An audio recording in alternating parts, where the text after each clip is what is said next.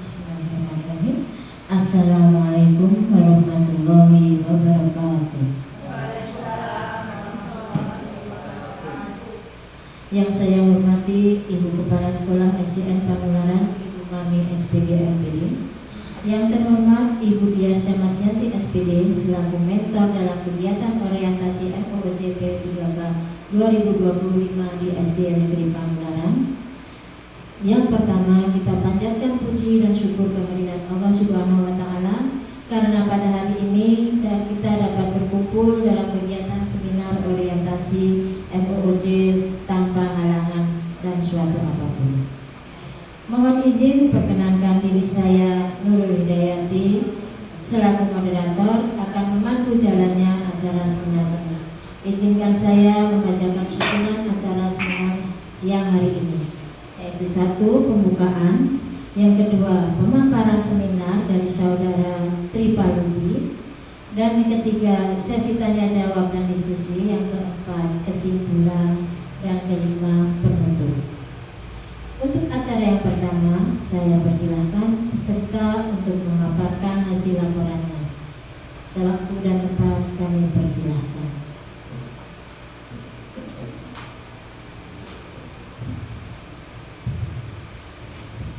Bismillahirrahmanirrahim. Assalamualaikum warahmatullahi wabarakatuh.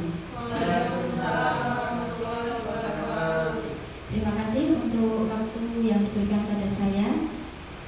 Pada siang hari ini saya akan mempresentasikan mengenai seminar hasil laporan orientasi pengenalan nilai dan etika pada instansi pemerintah bagi PPPK Pemerintah Kota Surakarta tahun 2025. Sebelum saya memaparkan materi, izinkan saya untuk memperkenalkan diri. Nama saya Tripalubi, NI PPPK 1986 0727 2024 21 2026. Jabatan saya ahli pertama guru kelas unit kerja di SD Negeri Panularan Kota Surakarta. Dalam seminar kali ini saya mengambil judul Implementasi Model Pembelajaran Contextual Teaching and Learning atau CTL pada operasi hitung, penjumlahan, dan pengulangan mata pelajaran matematika untuk siswa kelas 2 di SD Negeri Panularan Kota Surakarta. Yang pertama, untuk bab 1 pendahuluan, di sini ada latar belakang. Tujuan dari Negara Republik Indonesia sendiri yaitu menjadikan aparatur sipil negara menjadi ASN yang profesional, bebas dari intervensi politik, serta bersih dari praktek korupsi, kolusi, dan nepotisme atau KKN. Kemudian ASN sendiri terdiri dari pegawai negeri sipil atau PNS dan pegawai pemerintah dengan perjanjian kerja PPPK. Dan ASN perlu mendapatkan pembekalan atau orientasi terkait tugas dan fungsi, nilai-nilai, serta etika jabatan. Maksud dan tujuan diadakan orientasi ini, yang pertama untuk maksudnya adalah membekali peserta dengan pengetahuan, sikap, dan perilaku tentang nilai dan etika pada instansi pemerintah dalam mendukung pelaksanaan tugas jabatannya dan pencapaian visi misi organisasi. Untuk tujuannya sendiri, setelah mengikuti orientasi ini diharapkan peserta mampu memahami dan mengenal nilai dan etika pada instansi pemerintah khususnya Kota Surakarta. Waktu dan tempat. Kegiatan orientasi pengenalan nilai dan etika pada instansi pemerintah bagi pegawai pemerintah dengan perjanjian kerja tahun 2025 untuk gelombang 1 dilaksanakan dari tanggal 16 Mei 2025 hingga tanggal 20 Juni 2025. Untuk kegiatan orientasi sendiri dilaksanakan secara daring menggunakan LMS Solo Wasis bertempat di kedudukan tempat kerja masing-masing, dalam hal ini di SD Negeri Panularan Kota Surakarta. Nilai dan etika pemerintah Kota Surakarta. Di sini ada visi dan misi dari pemerintah Kota Surakarta. Untuk visi dari pemerintah Kota Surakarta yaitu mewujudkan Surakarta sebagai kota budaya yang modern, tangguh, gesit, kreatif, dan sejahtera. Untuk visi dari pemerintah Kota Surakarta, di sini yang pertama adalah meningkatkan kualitas kesehatan masyarakat yang berkelanjutan, Yang kedua, memperkuat pertumbuhan ekonomi yang adaptif dan berkelanjutan. Yang ketiga, mewujudkan tata ruang dan infrastruktur kota yang mendukung pemajuan kebudayaan dan pariwisata berkelanjutan. Yang keempat, meningkatkan kualitas dan daya saing pemuda dan masyarakat umum di bidang pendidikan, ekonomi, seni budaya, dan olahraga. Yang kelima, mengembangkan tata kelola pemerintahan dan pelayanan publik yang gesit dan kolaboratif berdasarkan semangat gotong royong dan kebinekaan. Yang keenam, mewujudkan kemakmuran dan kesejahteraan bersama warga kota yang berkeadilan dan inklusif. Yang ketujuh, mewujudkan daerah yang kondusif dan kerukunan antar umat beragama dalam tata kehidupan bermasyarakat yang saling menghormati. Selanjutnya di sini ada STOK-OPD, ya. Ada bagan perangkat daerah Kota Surakarta. Di sini yang tertinggi adalah wali kota dan wakil wali kota. Untuk P3K angkatan kami dulu untuk wali kotanya masih dipegang oleh Bapak Gibran Rakabuming Raka dan wakilnya Bapak Teguh. Di sini nanti untuk wali kota akan membawai beberapa bidang, ya, dan dinas beserta kecamatan sampai inspektorat. Berikutnya organisasi perangkat daerah. Karena kita berada di dunia pendidikan, maka di sini kita berada di bawah dinas pendidikan. Untuk visi dari dinas pendidikan yaitu terwujudnya layanan pendidikan yang bermutu dan paripurna. Untuk misi sendiri yaitu yang pertama, meningkatkan keterjangkauan dan perluasan layanan pendidikan yang bermutu dan paripurna. Yang kedua, meningkatkan keterjangkauan dan perluasan layanan pendidikan yang paripurna. Yang ketiga, meningkatkan sumber daya aparatur yang membidangi pelayanan. Struktur organisasi dinas pendidikan. Untuk dinas pendidikan yang tertinggi di sini adalah ada kepala dinas pendidikan yang saat ini diduduki oleh Ibu Dian Reneta. Kemudian ada bawahannya, ya, yang membidangi, ada bidang pendidikan, kemudian ada bidang pendidikan sekolah dasar, dan masih banyak bidang-bidang yang lain lagi. Yang berikutnya di sini untuk satuan unit kerja. Satuan unit kerja saya berkedudukan di SD Negeri Panularan. Di sini SD Negeri Panularan sendiri mempunyai visi dan misi. Untuk visi dari SDN Panularan yaitu terwujudnya generasi beriman dan bertakwa, berprestasi, berwawasan global, dan cinta lingkungan. Untuk misinya, yang pertama ada menanamkan keimanan melalui pengamalan ajaran Islam, ajaran agama. Kemudian yang kedua, menumbuh kembangkan penghayatan terhadap ajaran agama yang dianut sebagai landasan budi pekerti dalam bergaul dan bertindak. Yang ketiga, mewujudkan pendidikan yang mengedepankan pembentukan profil pelajar Pancasila. Yang keempat, menjadikan guru sebagai model pembelajar profesional yang menjadi inspirasi bagi peserta didik. Yang kelima, mengembangkan mutu manajemen kelembagaan dan personalia. Yang keenam, mewujudkan lulusan yang unggul dalam bidang akademik dan non-akademik. Yang ketujuh, menumbuh kembangkan potensi, minat, bakat, dan kreativitas peserta didik. Yang kedelapan, mewujudkan pendidikan yang mengembangkan keterampilan abad ke-21. Yang kesembilan, melestarikan kearifan lokal sebagai bagian dari kekayaan budaya bangsa. Dan yang ke-10, mewujudkan budaya peduli dan cinta lingkungan. Berikut adalah struktur organisasi satuan unit kerja di SD Negeri Panularan. Di sini yang paling atas ada kepala sekolah yaitu Ibu Marni SPD MPD, kemudian ada bendahara dan dewan komite, kemudian di bawahnya ada pustakawan, operator sekolah, dan juga penjaga sekolah. Dan di sini ada guru kelas dari kelas 1A sampai kelas 6B dan juga siswa beserta masyarakat sekitar. Yang keempat adalah rencana dan hasil kerja PPPK.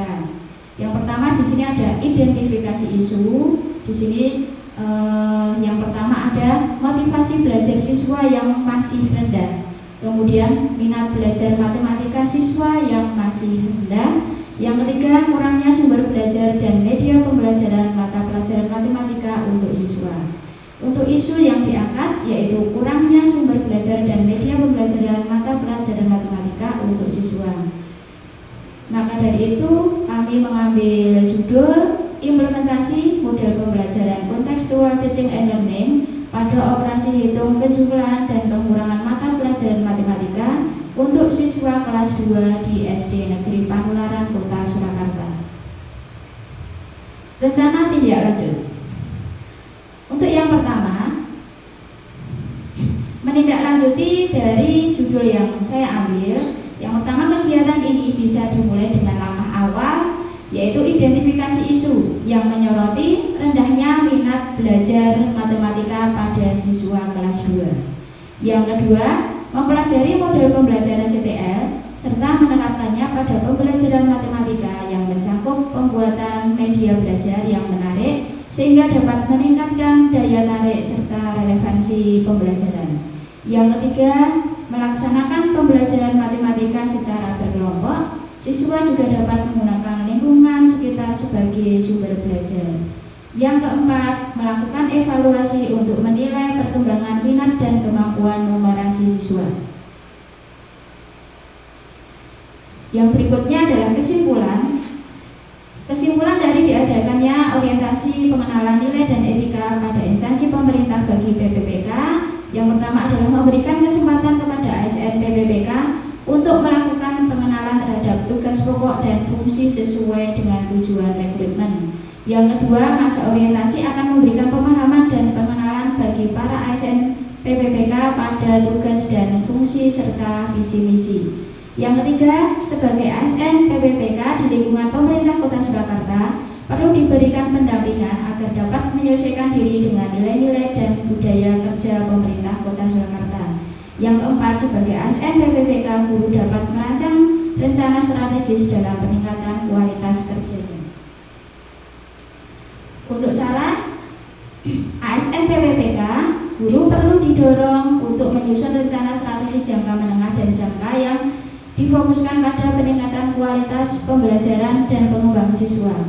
Pelatihan dalam perencanaan strategis ini dapat meliputi metode pengajaran yang inovatif, pemanfaatan teknologi dalam pendidikan, serta evaluasi terhadap efektivitas proses belajar mengajar untuk mewujudkan visi dan misi satuan unit kerja. Demikian pemaparan materi dari saya. Terima kasih. Waktu dan tempat saya kembalikan ke moderator. Baik, terima kasih Ibu Tri Palupi yang telah memaparkan laporan orientasi pengenalan nilai dan etika pada instansi pemerintah Kota Surakarta. Selanjutnya adalah sesi tanya jawab dan diskusi.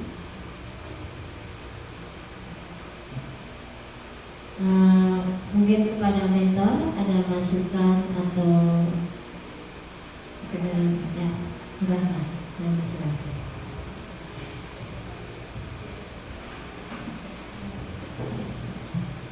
Terima kasih. Sangat menarik sekali sebenarnya hasil laporan dari Bu Tri Palupi. Kita beri aplaus untuk Bu Tri Palupi. Sudah memaparkan hasil laporan orientasi pengenalan nilai dan etika pada instansi pemerintah dengan sangat lengkap ya. Mulai dari visi misi dari pemerintah Kota Surakarta, kemudian visi misi dinas pendidikan, sampai visi misi di SD kita juga dipaparkan sangat lengkap sekali. Kemudian dari rencana dan hasil PPPK Bu Tri Palupi tadi mengambil model pembelajaran contextual teaching and learning ya. Di sini model tersebut sepertinya juga hasil implementasi juga dari misi di pemerintah Kota Surakarta, yaitu meningkatkan kualitas dan daya saing di pemuda dan masyarakat umum terutama di bidang pendidikan. Nah, ini dalam rangka ikut mewujudkan misi tersebut Bu Palupi ya. Nah, menurut saya model pembelajaran contextual teaching and learning atau CTL ini memang pas ya untuk diterapkan di kelas 2 ya, karena masih di kelas bawah di fase A di Bu Palupi di pembelajaran matematika. Jadi anak-anak memang harus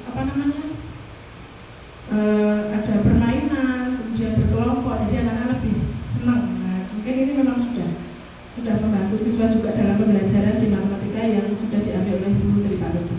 Mungkin itu saja tanggapan dari saya. Terima kasih. Terima kasih masukannya kepada atas masukannya. Acara selanjutnya adalah kesimpulan. Berikut akan saya bacakan kesimpulan dari judul implementasi model pembelajaran kontekstual teaching learning. Baik, saya ulangi.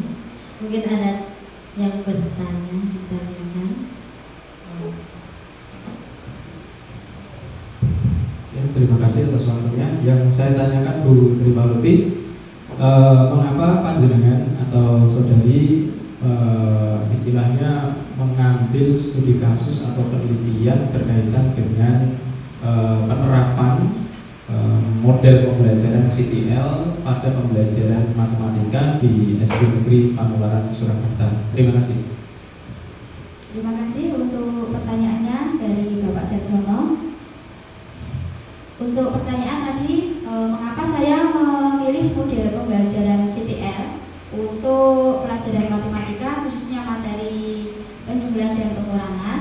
Di sini karena saya melihat untuk model pembelajaran CTL itu sendiri lebih menekankan pada kehidupan nyata untuk siswa. Jadi kita misalkan yang sederhana saja di dalam pembelajaran, misalkan anak-anak bisa menghitung jumlah dan kursi yang ada di kelas. Kemudian juga bisa menghitung temannya sendiri yang laki-laki sama perempuan. Kemudian anak-anak juga bisa diajak keluar ya di lingkungan sekitar di SD Negeri Panularan. Misalkan di sini kan di SD kita itu banyak pohon ya, bisa menghitung pohon, atau mungkin ada daun-daun yang berguguran di situ, mungkin ada yang warnanya masih hijau, ada yang sudah kuning lah. Di situ juga untuk penjumlahan ataupun pengurangan dari pembelajaran matematika. Dan di sini saya berharap dengan adanya model pembelajaran CTL ini siswa dapat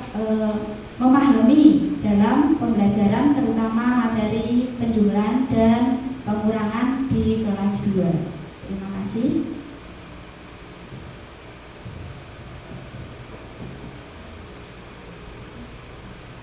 Baik, selanjutnya adalah kesimpulan.